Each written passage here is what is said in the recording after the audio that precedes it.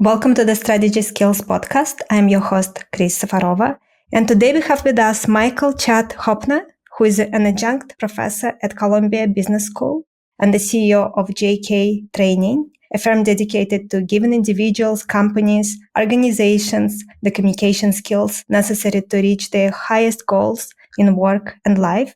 And his clients include the Boston Consulting Group, Columbia University Business School, NYU Law School, and Macy's. Michael, welcome. Thank you so much. It's a pleasure to be here. So communication skills, out of everything you could have been doing with your life, why you decided to focus on that? It's a great question because, life is a big topic, could do many, many things. I suppose there's a few answers to the question. One is that it is a completely overlooked factor of our life. I don't mean that we don't think about our communication, we do, but we rarely think about how much of our life is spent communicating. We say upwards of 10,000 words some days. And imagine if you could do that activity, saying words just a little bit better, 10,000 times a day, what an impact it could have on your life. So that's one answer. The other answer is that people tend to get a lot of terrible coaching when it comes to communication. And so they're really mired in some either negative patterns or even dire patterns that are undermining their sense of self even. And if you can help people get even a little bit better, it's a tremendously gratifying thing. And essentially I'm helping people, which is there are worse ways to spend your life than trying to help people. 100%. And I agree with you that communication skills, the ability to change the way you speak, to enhance it, it is life-changing. It can change everything.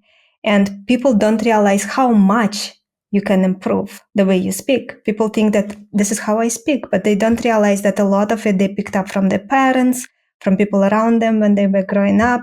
A lot of bad habits were developed throughout lifetime. I used to sing. I used to be a content pianist and singer at the beginning of my career. And a lot of what I learned as a singer can be used for speakers to change the way they speak. And many people don't realize that. I could not agree more. And I would go even further that not only can the same tool set that you learned as a singer be used for speaking, if you've ever trained as a singer and you're not using that when it comes to speaking, you're leaving a tremendous tool set on the side. It's essentially the same activity. You're turning air into sound and then amplifying and altering that sound to turn it into words that can be understood. And as a singer, you understand this, that you are a musical instrument as a singer, of course, but we're also musical instruments as speakers. We're a little bit like a woodwind instrument in that we have a reed, our vocal cords, which you know well from your training as a singer. And those vocal cords flutter when we allow air to move past them. And that little sound vibration that happens in our vocal cords then gets amplified throughout our entire body. And we alter it with this miraculous act of enunciation we do with our mouths. So it's a physical activity, just as singing is a physical activity. And yes, you can get much, much better at this. And communicators are not just naturally born brilliant and then everyone else is terrible. Like singing, it's a skill you can practice and get better and better at. So good for you for embracing both the journey to get better as a singer, but also recognizing how that skill can transfer 100% to speaking. 100% agree with you. And I have been teaching clients what I know. And usually when you work in a group and you can change the way someone speaks very quickly, people cannot believe it. It is the same person. All of a sudden they sound like a Indian movie star, or they have this deep, amazing voice they didn't realize they have. Yes, there's nothing more to add for me than that, which is I'm sure that they appreciate that transformation because it's powerful.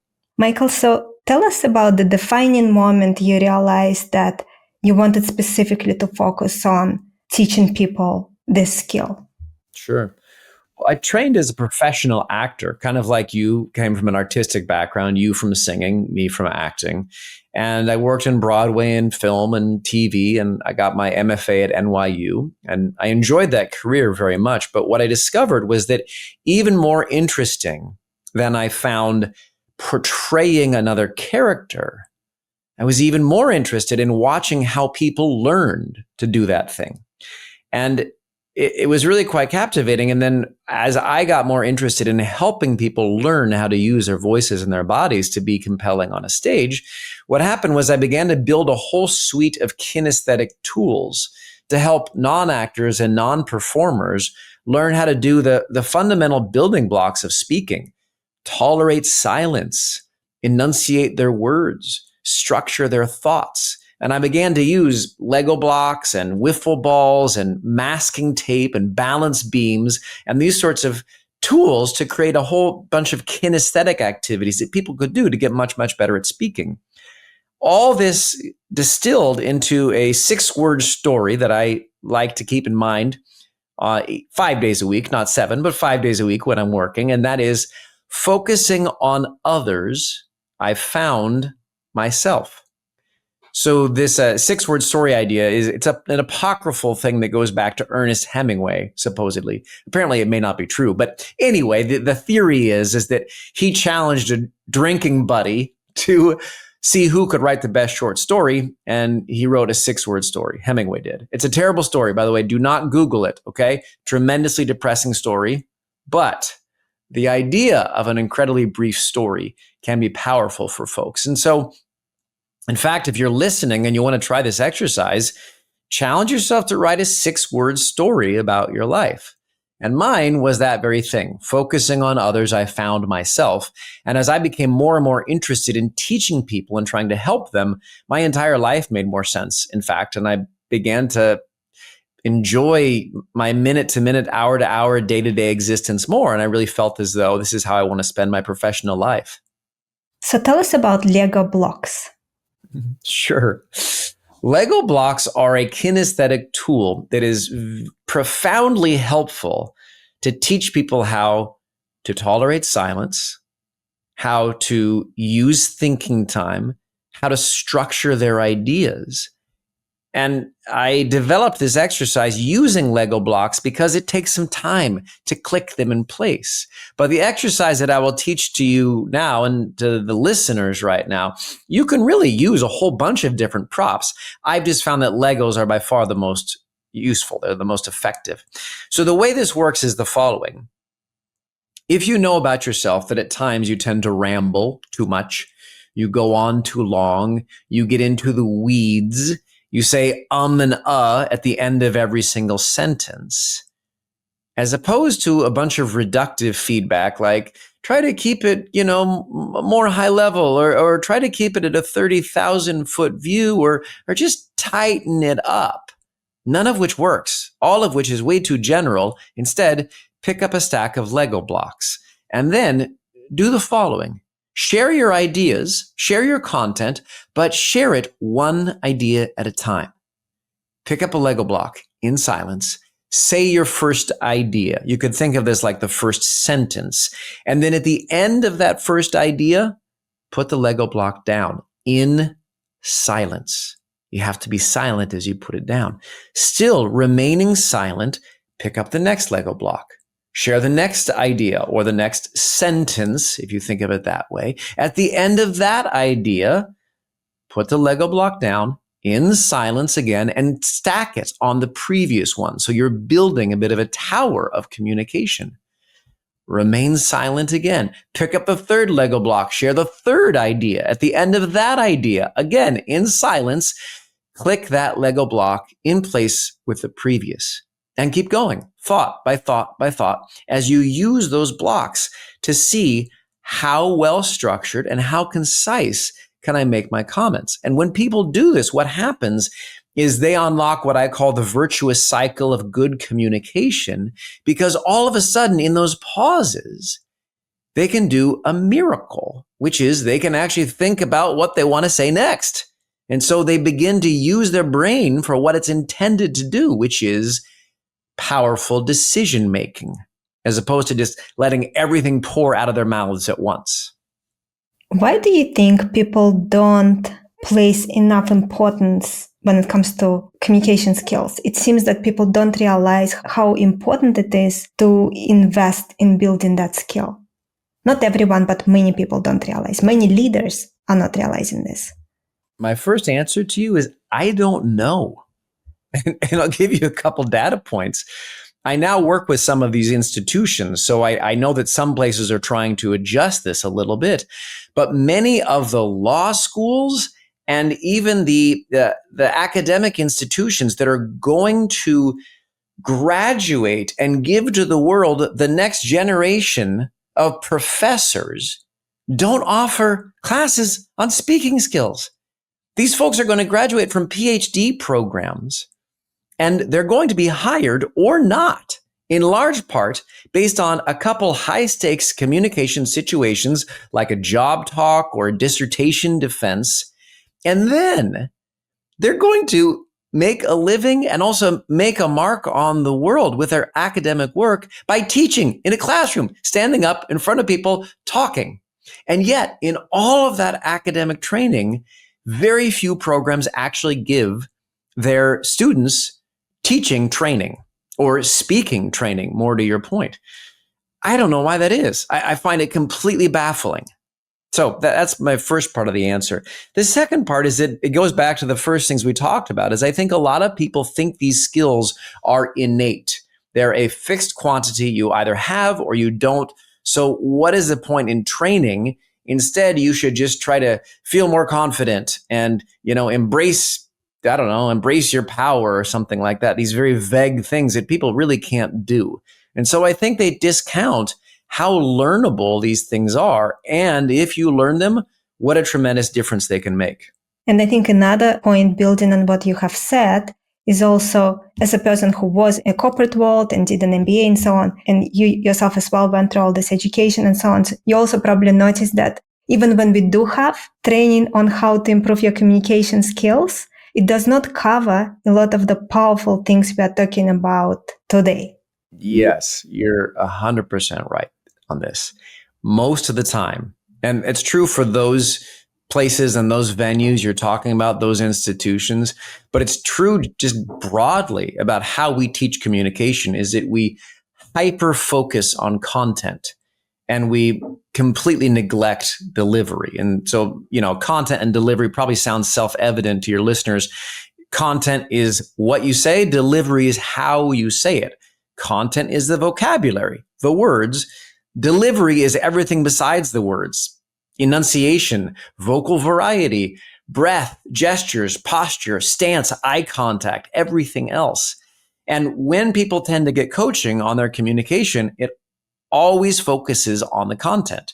Speak in threes, share personal stories, give a giant thesis to the whole thing you're saying, or, distill things to one big idea, use an attention getter, these sorts of things. And that's all good advice, by the way. I'm not dismissing it, but it tends to be the only focus. And in fact, delivery is tremendously neglected. And if you focus on it just a little bit, it can be so profound in your life for two reasons. One, it matters a lot. Delivery really, really determines much of the impression that your audience makes about you. And number two, you probably haven't focused on it that much.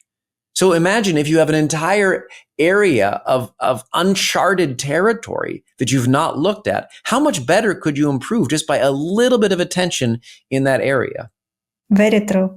With some of the clients I worked with, when they discover some of them have unbelievable voice that I never heard from them before, working with them on other programs before specifically focusing on communication skills. And then they feel a little bit bad that they did not uncover that unbelievable voice, because it can be so incredibly helpful in personal life and professional life.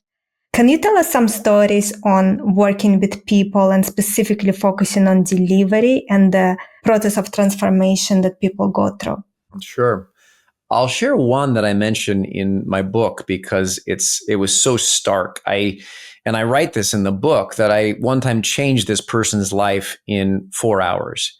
And I don't mean that to brag about me. I've given the same kind of coaching and training to many people around the world. And sometimes they take it and run with it and it changes their life. And other times they don't practice it at all. And then there's a cap to how much better they can get. But this person took this and ran with it. And she was stuck in a vicious cycle in which she was so afraid to be in front of a group that she would just turn bright red, flush completely, and lose all of her train of thought and instantly go into massive fight or flight. So she came to me and she said, I need to stop blushing. And I said, well, maybe. Let's take a look. And so I put her through some exercises and I had her give some speeches, stand up and do some public speaking in front of me. And yes, sure enough, within 10 seconds, she turned bright red and was sweating bullets, and every bit of content and anything she wanted to say flew right out of her mind. It was gone. And she said, see, I have to stop blushing. I have to stop blushing.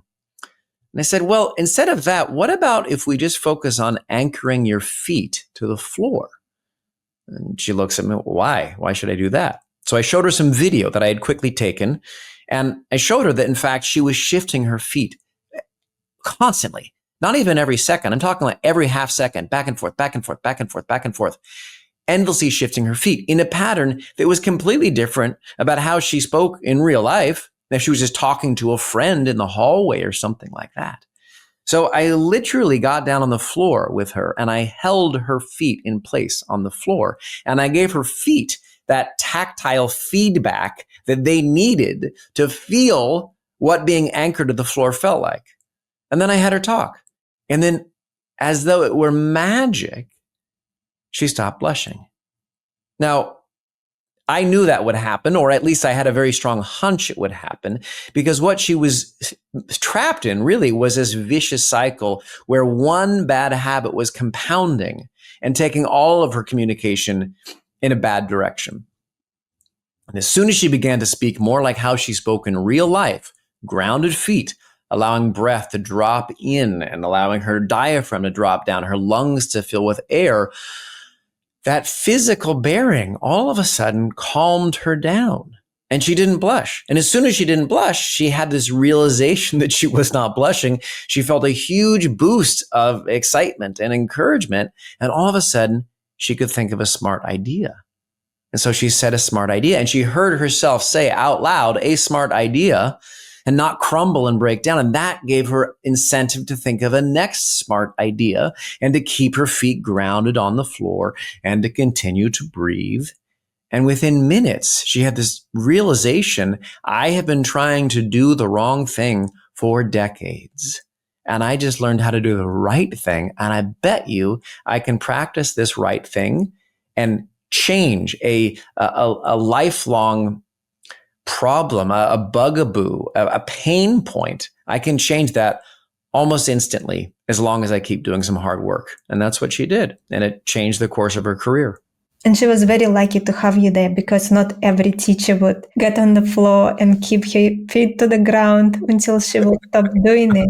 How long did it take for her to break that habit? She had the initial impulse, the learning moment almost instantly. And we were doing a half-day session. That epiphany happened about 30 minutes into that half-day session.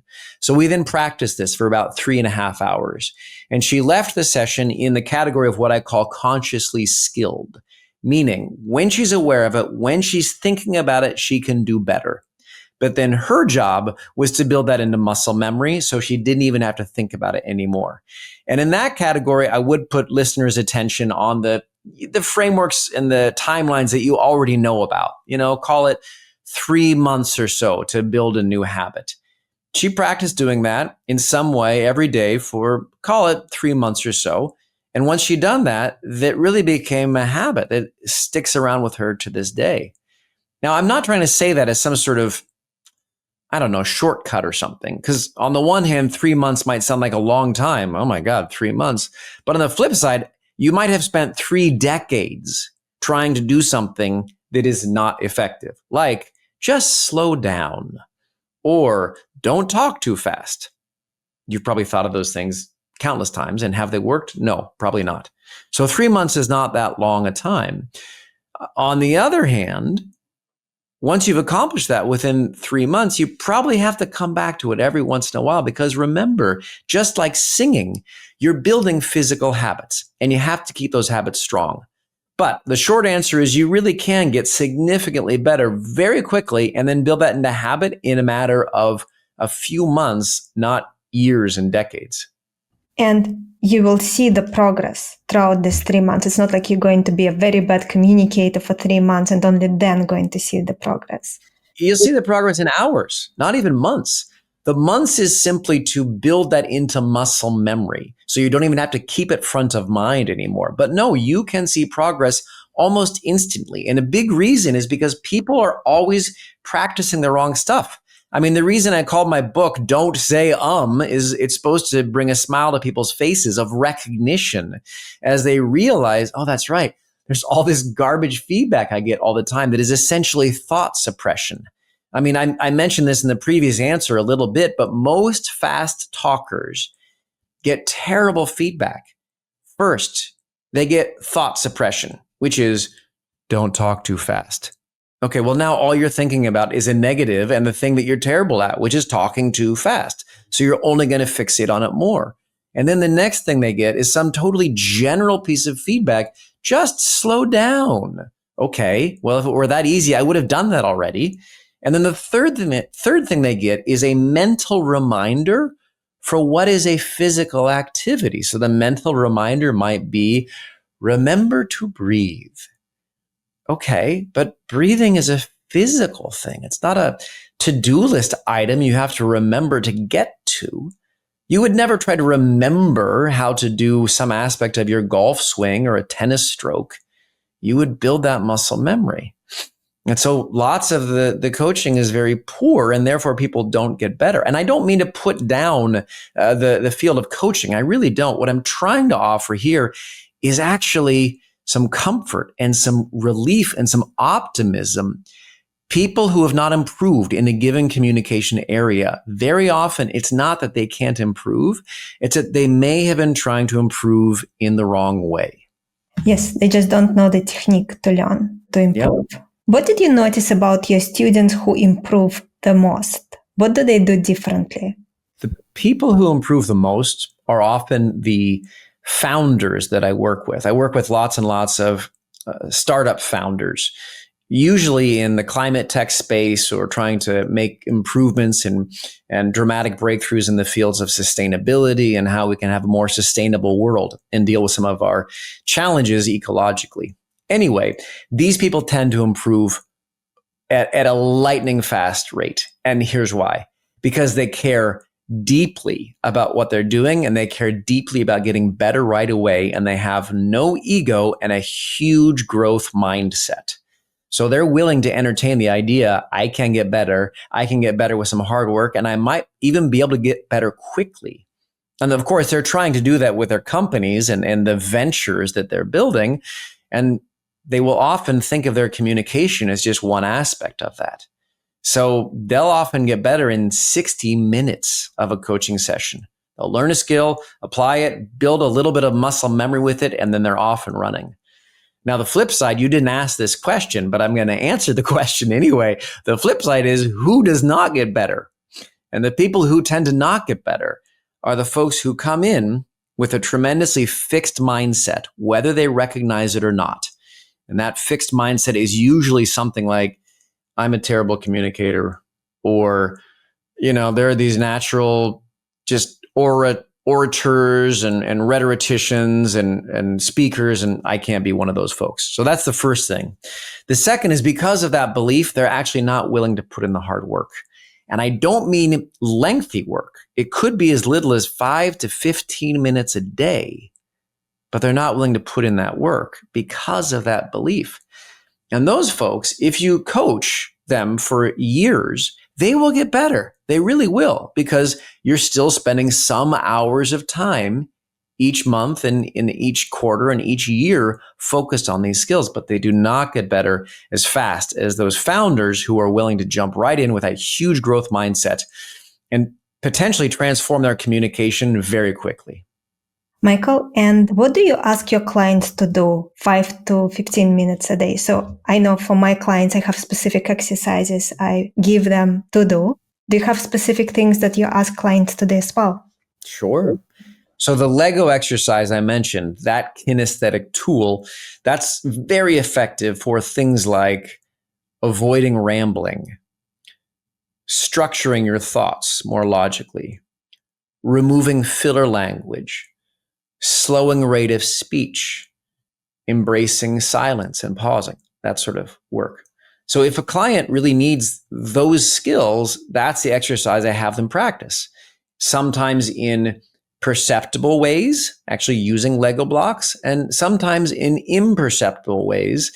As an example, imperceptibly while being on a remote call, on a Zoom or a Teams meeting or something like that.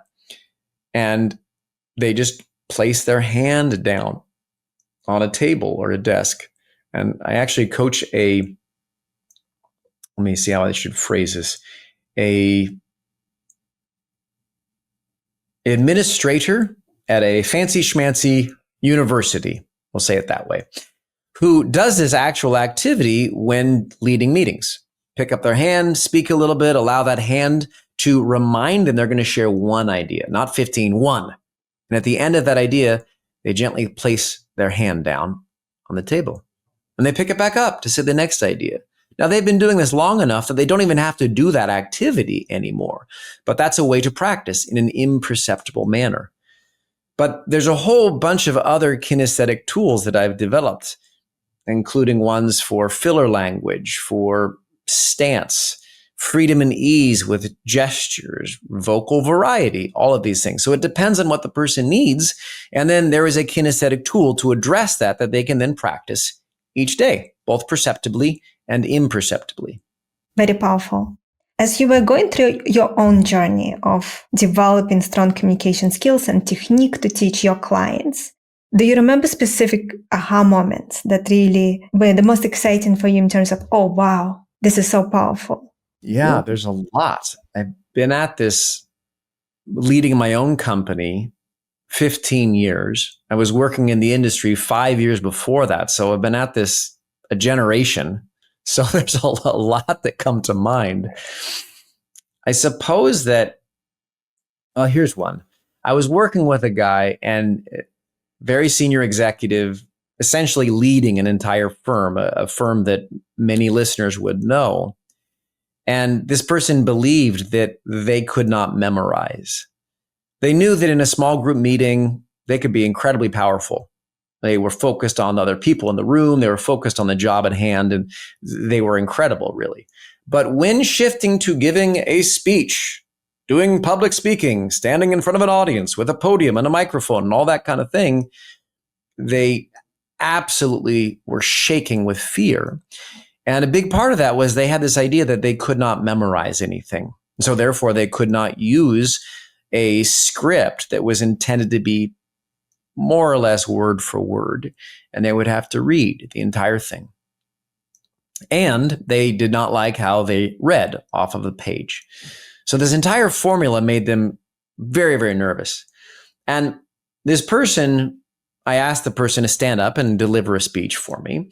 And this person used a speech that they had been working on very hard. And they got about 6 words into it and they crumbled.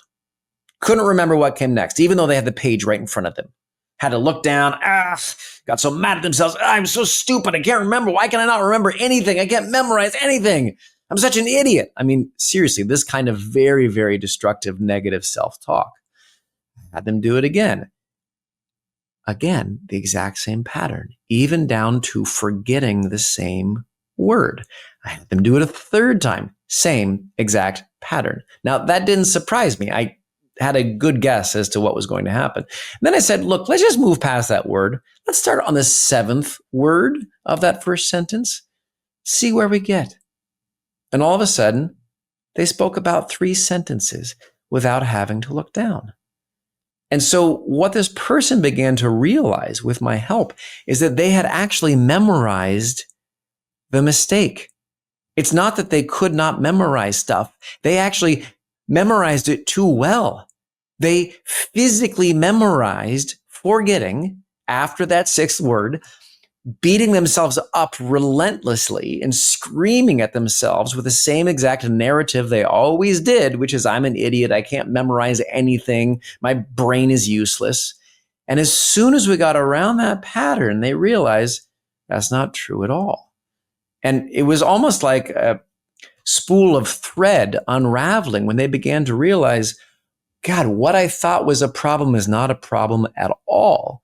And then they were able to put their attention on the right thing and get better virtually instantly. When this happens, people feel a tremendous sense of gratitude and they feel grateful to me, but I'm doing a good job. I like to think that I'm good at my job, but it's only a small part of it. What they're really feeling is this epiphany that they're better than they thought. And that if they give themselves just a little chance for success, their brain can do what it needs to do. And even their body and their breath can do what it needs to do. And it can feel like liberation. And for someone who shakes with fear before going on stage, but they want to go on stage or they feel they have to go on stage, do you have any advice on how in that moment when they feel the heart is pounding and they cannot breathe and they start shaking, how can they calm themselves down and get themselves in a good place to be able to deliver that speech? Honestly, we could do an entire podcast just on that one question. So the simple thing to do, I have a chapter in the book called Navigating Nerves. And I give that chapter away to people, anyone who wants it. I'm going to keep it free. So honestly, just go to don'tsayum.com. That's just the URL for my book, don'tsayum.com. And you can have the Navigating Nerves chapter for free. And it will be free there for anyone who wants it anytime.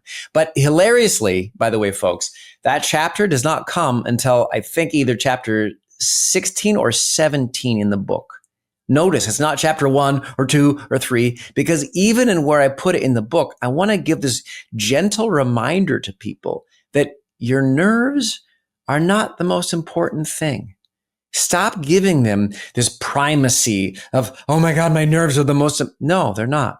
The most important thing is you and the message you're trying to deliver to your audience.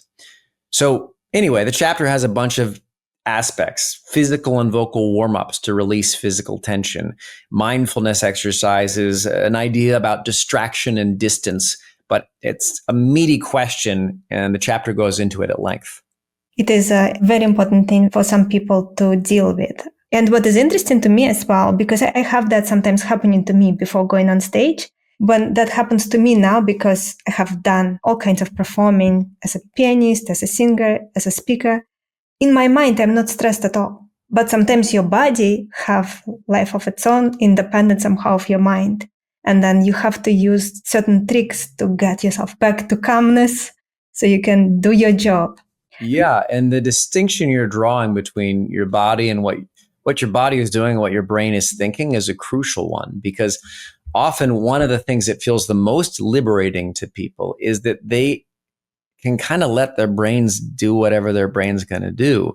I mean, anyone who's ever tried to do meditation knows how squirrely our brains are. They just go all over the place. Much more trustworthy is to put your focus on your body. And so if you can release some of that nervous tension and that anxiety physically and prepare your body to communicate, then you can put the brain in the back seat and just focus on the physical things that you can do that allow you to perform. And eventually what happens is that people get a great deal of confidence, but not because they're trying to feel more confident. They gain confidence from this demonstrated track record of being able to perform when they want to. And anyway, so that's some of the terrain that I visit in the chapter, but it's such an important topic and it deserves to be unpacked in a methodical way so that people feel like they have actual things they can do, as opposed to the kind of pablum you hear about, just think of your audience in their underwear, or this kind of stuff that's quite dismissive and ultimately I don't think very helpful at all. Especially in a situation where in your mind you're completely calm about it. You're not worried at all. So what is going on with your body is very interesting. Interesting to even study that further. How is that happening? In working on your own communication skills, What was the most challenging thing you were focusing on to fix for yourself, if anything? I'm pausing for a long time because the answer is going to sound a little bit arrogant, and I really don't mean it arrogantly. But communication has always been relatively easy for me in terms of choosing the words I want to say and then saying those words with some level of commitment. But so, what you might put in the typical categories of, I don't know, filler language or vocal variety or enunciation or even thinking of something smart to say, I don't relate to those challenges quite so much as some other people might. But what I do relate to a lot is this kind of dilemma we were just talking about in the previous answer, the previous discussion, which is what takes the lead, your feelings or your actions? And the feelings can be, any of the negative feelings we all fall prey to every day, whether it's anxiety or nerves or imposter syndrome or feeling of unworthiness, anger, hostility, any of those emotions. And then getting stuck in a position in which those emotions are so problematic that they change all the stuff that's coming out of your mouth. And I don't mean you say inappropriate or mean things. I mean that it stifles what you can do as a communicator. And I do relate to that very much. So the revelation for me in my career has really been discovering how I can put my focus and my attention on behaviors. And not only do those behaviors allow me to communicate more in the way in which I want to, the miracle is the more that you focus on those behaviors, eventually, just like an actor working with an outside in kind of mentality, eventually those behaviors can actually begin to affect how you feel. So some of the feelings of anxiety or anger or hostility or even boredom fade as you just focus on the behaviors and you just do your job as a communicator. So I know that's a somewhat lengthy answer to it, but that really is the single biggest aha moment that I had as a communicator. For someone who is struggling with breathing, so let's say they already understand diaphragmatic breathing and they breathe diaphragmatically and the stomach comes out when they breathe in and goes back in as they speak, but they still feel that they're not getting enough air as they speak, so they're kind of struggling a little bit. Do you have any advice for them for a situation like that? Yeah.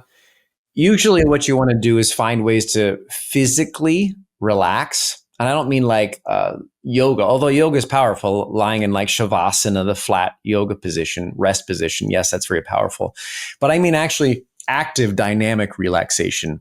So usually that is something that people like to do physically. So if you enjoy dancing, if you enjoy some sort of sports or athletics, anything you can do to physically free up all that holding and tension that you're likely doing is really powerful. And here's why. Your body knows how to breathe. It's the first thing you did when you came into the world. A huge breath in and let out a giant scream that, you were not too happy to, to be outside the warmth of the womb. You know how to breathe. Your body knows how to breathe. But we accrue, to your point earlier, just through life, through our families, our history, all sorts of things, we accrue a bunch of bad habits that sometimes really corrupt how we breathe. So you have to reset that a little bit. And often people can reset it really quickly just by finding some sort of dynamic relaxation in activity. I will also have people practice a fun activity that has to do with singing. And I'm sure you probably do this as well with folks, is have them sing a little bit to connect to that breath. But very often, if they're singing some fun song, something that they have a relationship to, what they realize is they can breathe much more than they actually think and much more fluidly than they actually think. This also goes, not to get too technical, but sometimes when they are studying their breath that much, they actually begin to go to the other side, meaning they almost hyperventilate with the amount of air they're taking into their bodies and trying to use all of that air and expel it. It's sort of a flip side of the coin, but it ultimately comes down to the same thing. finding physical ease, finding physical relaxation, dynamic relaxation, so the breath can exit and enter the body as it's designed to do. Is there something about communication skills, learning communication skills, the technique, where you're still trying to study something and figure something out? Yeah, I do. I am interested in neuroscience. And I'll give you an example of this. I'm becoming more and more interested on this kinesthetic relationship between what our body does and what thoughts we think. And I'm by no means the first explorer on that. I mean, I would literally be studying at the behind others who have been pioneering this for a long time, but from a scientific kind of perspective.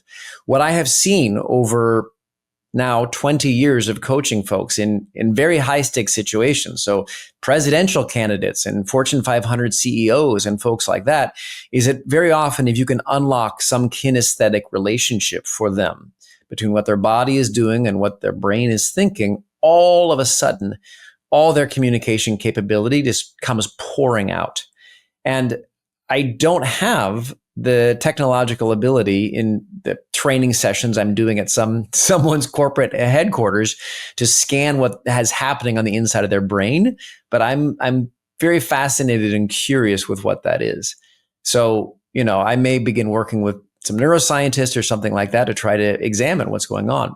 The second part is I'm also fascinated by what AI is going to do to how we communicate.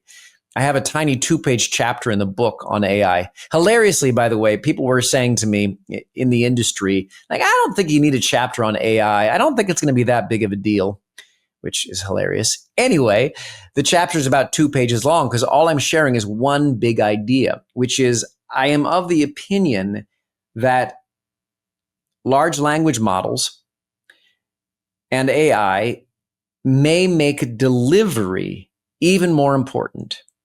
Because it may be very soon that we all have a teleprompter of sorts in a contact lens inside of our eye, or some sort of, communication chip in our ear or something that tells us at any moment all the information we might need to have.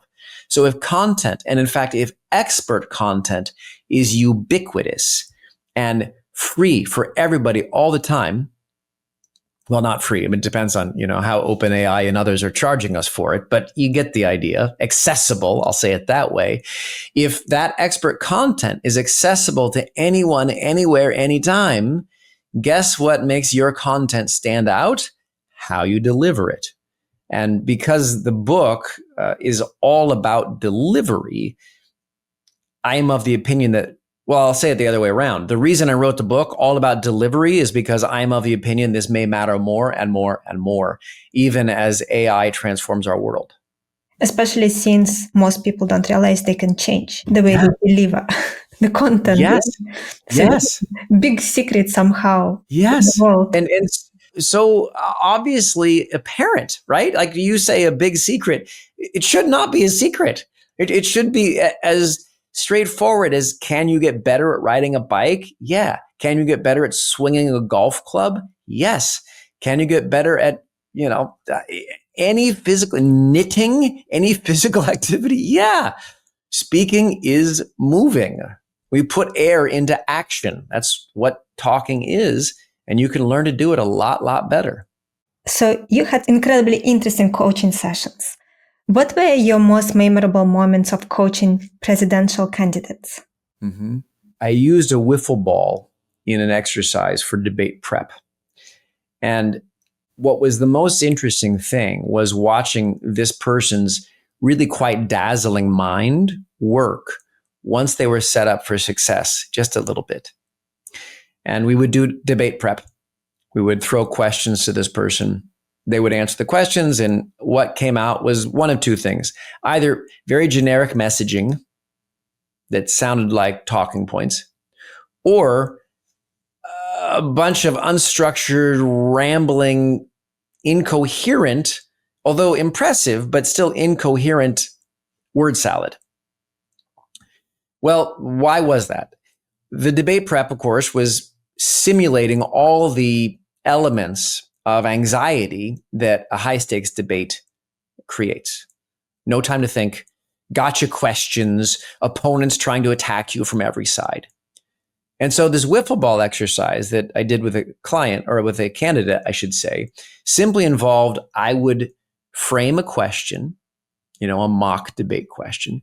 But the rules of the game were that candidate could not start speaking the answer until I threw them a ball and they caught the ball. Now, once they caught the ball, then they could share their answer.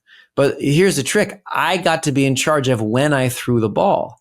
So sometimes I would ask the question, I would wait 5 seconds before I threw the ball. And other times I would wait 1 second or anywhere in between. But even 1 second of thinking time is actually quite a lot. So what began to happen was this candidate built the muscle memory of realizing they didn't need to speak until they were ready. And this candidate is a very, very intelligent person. And their brain, with just a little bit of fuel, time and oxygen, could all of a sudden come up with much smarter things to say. And that shift from, oh my gosh, I have to answer something, to no, I get to be in command of how I answer this and even when I answer it, set them up to say dazzling, provocative, unexpected, innovative things, as opposed to either pablum and messaging or word salad. I'm going to wrap up with 2 of my favorite questions. Number 1 is, over your entire lifetime, can you share with us 2-3 aha moments, realizations that you feel comfortable sharing that really changed the way you look at life or the way you look at business? Can I share one to start, and then I'll see if I get to 2 or 3? Okay.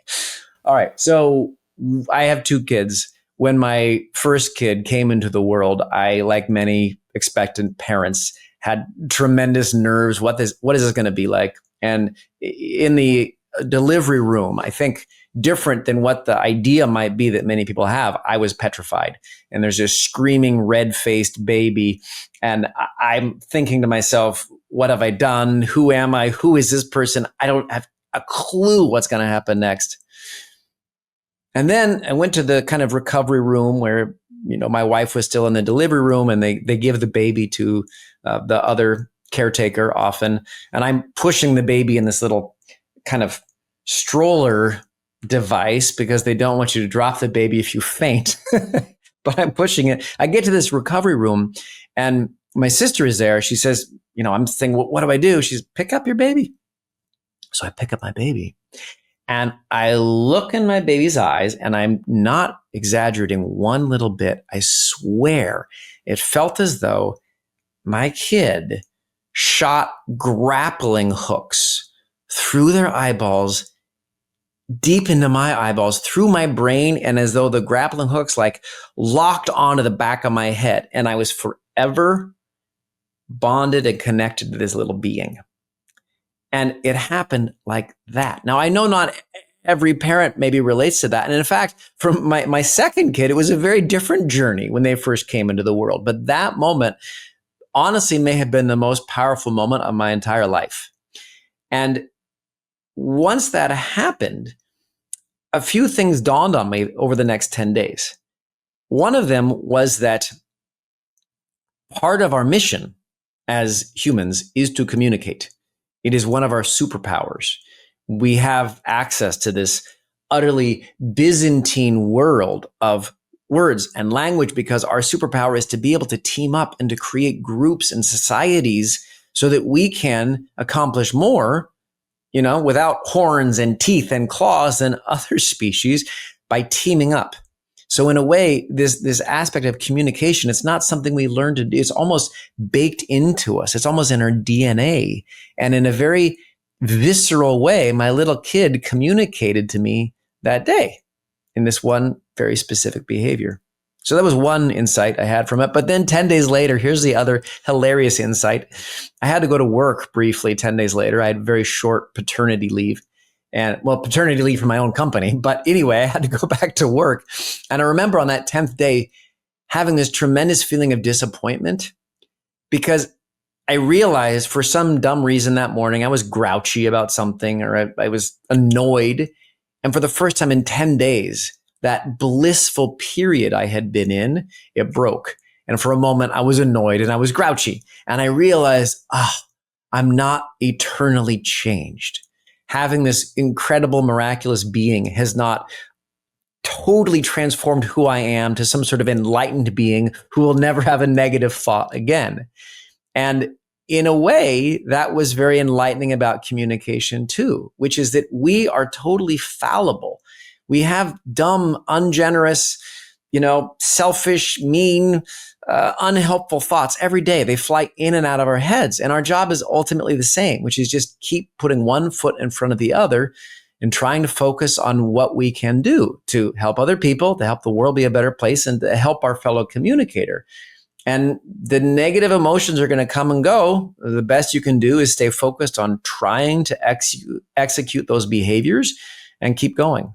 Thank you so much for sharing this. I'll leave it at that one as opposed to two others, because I think it's a big enough moment in my life. I don't think 2 or 3 other aha moments are necessary. We'll leave it at that one. It's hard to match it with something else at the same level of meaning. So last very quick question. If you could instill one belief in all of our listeners' hearts and minds, what would it be? I would say it is worth it to keep going and try to do good things. It is worth it. So what I mean by that with communication is the following. People get stymied, they get stuck, they get trapped with ineffective advice or coaching like don't talk too fast, slow down, remember to breathe, and they think they're stuck forever.